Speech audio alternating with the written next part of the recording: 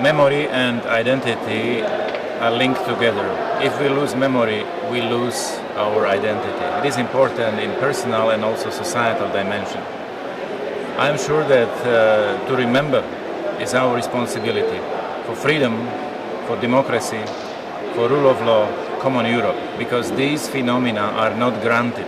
They are not self-evident. They are results of the fight for freedom, for values, for human dignity. And our memory is also respect to the victims of this fight. And our active citizenship needs to keep memory alive and to act today responsibly. I'm sure that countries of Central and Eastern Europe need to keep memory living about the fight for freedom, for common Europe, for democracy, because this helps us to understand our roles, principles and responsibilities as citizens.